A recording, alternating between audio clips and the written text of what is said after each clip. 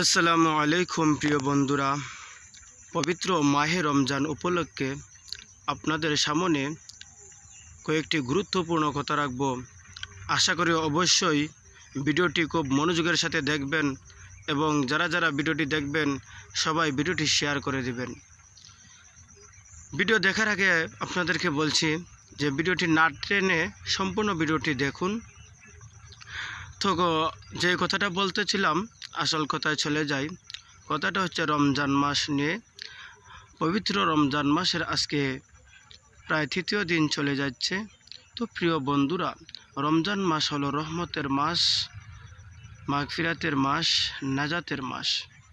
এই রহমত, নাজাত আর মাগফিরাতের মাসে কেউ যদি একটা হরফ আরবি একটা হরফ পরে অন্য মাসে 10টা নেকি হয়। রমজান মাসে কুরআনের একটা হরফ পড়লে 70টা নেকি তার আমল নামায় দেওয়া হয়। রমজান মাসে যদি কেউ একবার কুরআন মজিদ খতম করে তাহলে সে 70 খতম কুরআনের সওয়াব পাবে। কেউ যদি 1 রাকাত নফল নামাজ পড়ে সে 70 রাকাত নফল নামাজের সওয়াব পাবে। কেউ যদি 1 ওয়াক্ত ফরজ নামাজ পড়ে সে 70 ওয়াক্ত ফরজ নামাজের সওয়াব পাবে। তো প্রিয় বন্ধুরা, আসুন এই রহমত, মাগফিরাত আর নাজাতের মাসে আমরা আমাদের প্রাপ্যটা বুঝে নেই। আল্লাহ তাআলার কাছে আমরা ফরিয়াদ করি, আল্লাহ তাআলা যেন আমাদেরকে ক্ষমা করে দেন। আল্লাহ তাআলা যদি আমাদেরকে ক্ষমা না করেন তাহলে আমরা কখনোই ক্ষমা পাবো না। তো প্রিয় বন্ধুরা, এই মাসটা হলো রহমতের মাস, মাগফিরাতের মাস, নাজাতের মাস।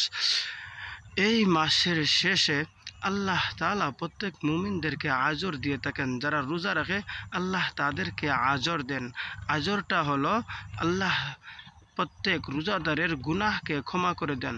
তো প্রিয় বন্ধুরা, আসুন আমরা সবাই গুনাহমুক্ত থাকি, মুক্ত থাকার চেষ্টা করি, গুনাহমুক্ত জীবন যাপন করি।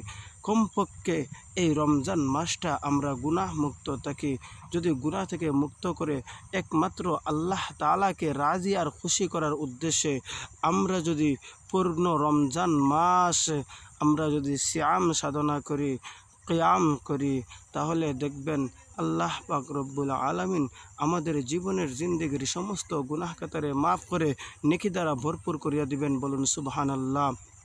তো প্রিয় বন্ধুরা, আসুন আমরা এই রমজান মাসে বেশি বেশি আল্লাহ পাক রব্বুল আলামিনের ইবাদত বندگی করি, বেশি বেশি আল্লাহ তাআলার জিকির আজকার করি।